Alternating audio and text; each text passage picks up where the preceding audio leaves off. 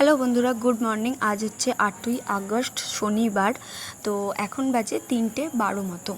তো এই টাইমে সচরাচর কেউ ওঠে না, খুব দরকার না থাকলে ওঠে না, 1 নম্বর কারণ। আর 2 নম্বর কারণ হচ্ছে কেউ হয়তো ফোন টোন ঘেঁটে এখন ঘুমাতে যাচ্ছে, মানে গুড নাইট বলে ঘুমাতে যাচ্ছে, এরকম ব্যাপার। তো যাই হোক, আমি গুড মর্নিং বলছি, তার একটাই কারণ হচ্ছে আমরা বেড়াতে যাচ্ছি, যেটা তোমরা ক্যাপশন দেখে কিন্তু বুঝে গেছো।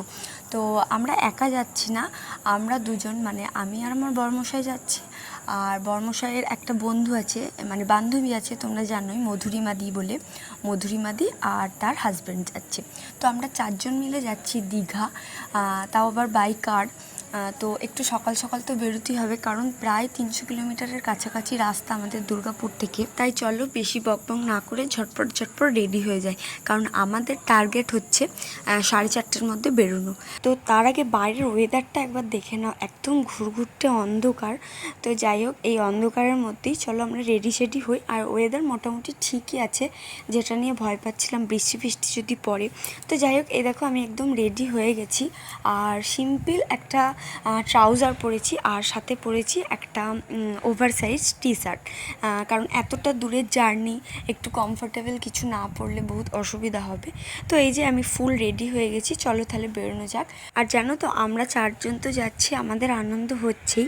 আমাদের সবার থেকে বেশি আনন্দ হচ্ছে, মানে আমাদের 3 জনের থেকে সব থেকে বেশি আনন্দ করছে আমার বরমশাই, কারণ ওর এটা অনেক দিনের শখ ছিল, নয় বাইকে বা নয় কারে, কিছু করে হোক একটু দূরে দূরে ঘুরতে যাবে। তো আমাদের প্রথম ডেস্টিনেশন হচ্ছে দীঘা। তো মা বাবাকে সবাইকে বাই করে এখন আমরা বেরিয়ে গেলাম।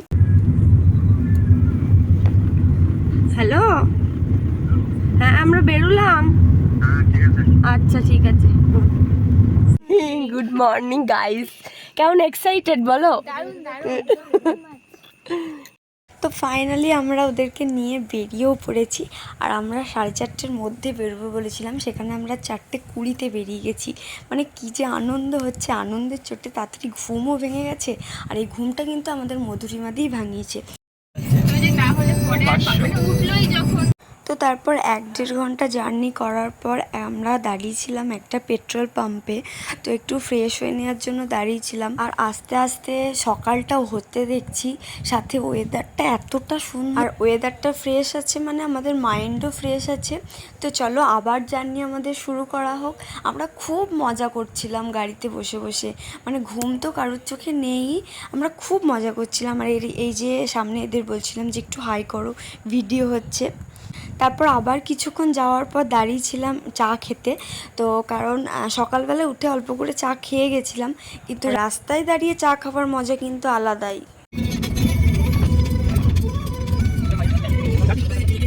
এখন বাজে ওই 11:30 মতো।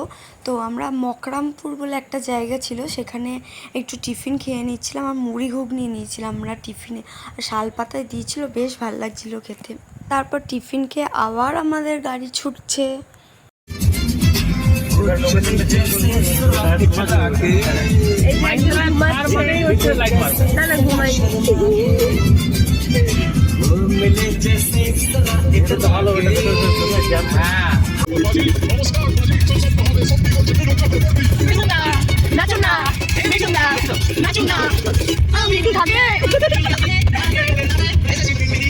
আমরা আমাদের হোটেলের একদম কাছে চলে এসেছি, এবার হোটেলটা খুঁজে পাওয়ার পালা।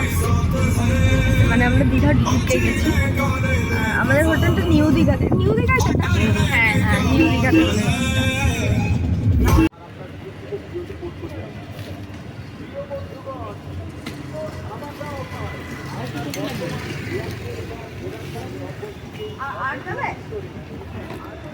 আমরা এখন লিফটে করে যাচ্ছি নিজেদের রুমে।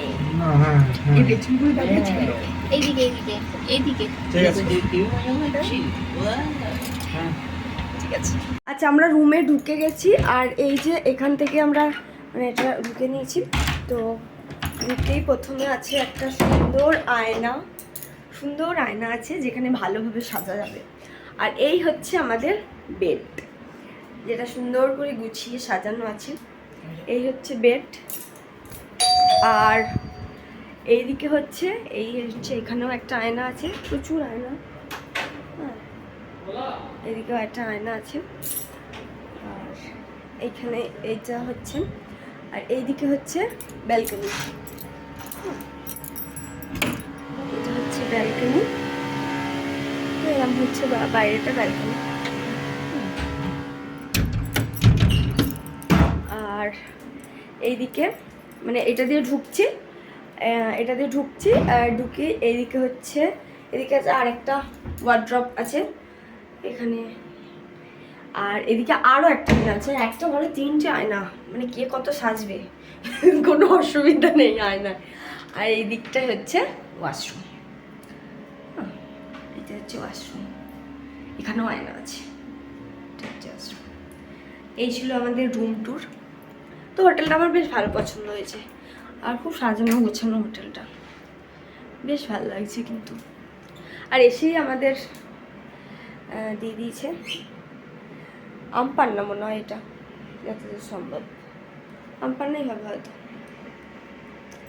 আমরা হোটেলে এসেই আগে লাঞ্চটা অর্ডার দিয়ে দিয়েছিলাম, যেটা আমাদের রুমে চলে এসেছিলো।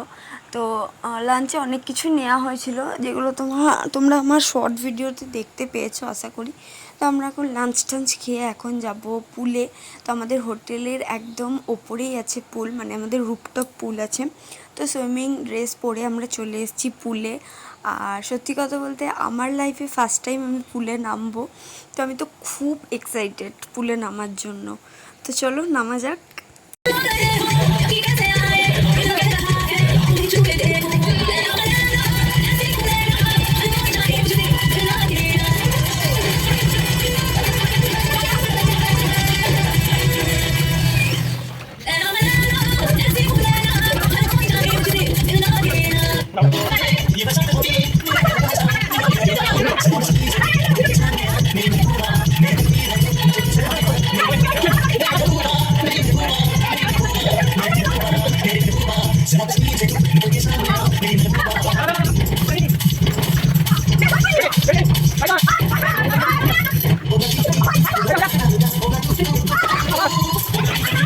এখন বাজছে ওই 4:32 মতো। তো আমরা এখন সুইমিং পুল থেকে এলাম, আর আবার যে স্নান টান করলাম, যে এখন রেডি হব। তো রেডি সেডি হয়ে কোথায় যাচ্ছি দেখছি, দেখো তো এই হেয়ার ড্রায়ার একটা এনেছে, ঠিক আছে। তো যেমনটা তোমরা ভিডিওতে দেখলে, সুইমিং পুলে প্রায় 1.5-2 ঘন্টা আমরা স্নান করেছি আর প্রচুর মজা করেছি। আমি যেমনটা ভিডিওতে তোমাদের বললাম, সুইমিং পুলে আমার কিন্তু একদম ফার্স্ট টাইম, আর সাথে আমার বরমশাইয়েরও ফার্স্ট টাইম। তো আমরা প্রচণ্ডই মজা করেছি। এই তো সবে একদিন হলো। তো চলো তাহলে এখন রেডি সেডি হয়ে বিকালের জন্য রেডি হচ্ছি এখন বেরোনোর জন্য। আর এই হচ্ছে আমার ফাইনাল লুক। এখন যাচ্ছি মোহনার উদ্দেশ্যে, তো দেখা যাক কতদূর কি যেতে পারি না পারি।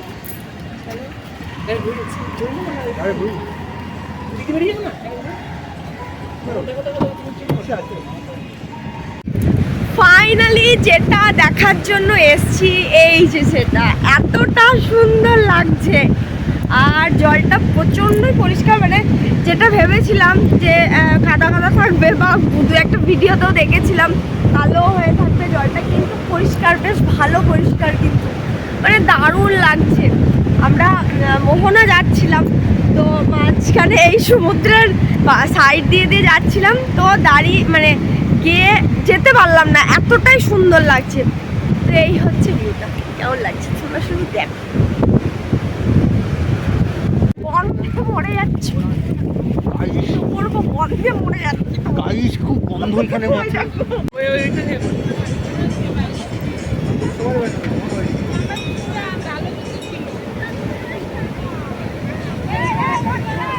আর গন্ধ বললাম তার একটাই কারণ হচ্ছে, এতটা বাজে গন্ধ এই মোহনাতে। যারা দীঘা এসছো তারা তো অবশ্যই জানো, আমার এই ফার্স্ট টাইম দীঘার এই মাছগুলোর জন্য বেশি গন্ধ বেরোচ্ছিলো।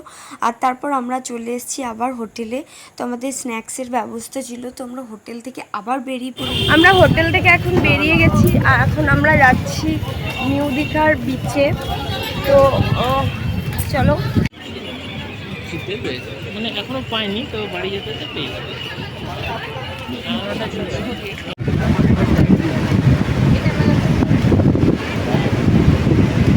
সুন্দর হাওয়া দিচ্ছে, ভালো। দেখো এদিকে তাকাও লাইটটা। ব্যাস বিচে গিয়ে শুধু বসেই ছিলাম আর ফিল নিচ্ছিলাম। তো তারপর চলে এসেছিলাম হোটেলে। তো হোটেলে এসে আবার রুমে খাবার অর্ডার করে দিয়েছিলাম। আর এই যে মেনু ছিল এইগুলোই। তো এটারও ছোট ভ্লগ দেওয়া আছে। তো আজকের ভ্লগটা এতটুকুই। কেমন লাগলো অবশ্যই জানিও। আর আজকে প্রচণ্ডই টায়ার্ড আমরা চারজনে। দেখা হচ্ছে নেক্সট দিনের ভ্লগ নিয়ে। বাই।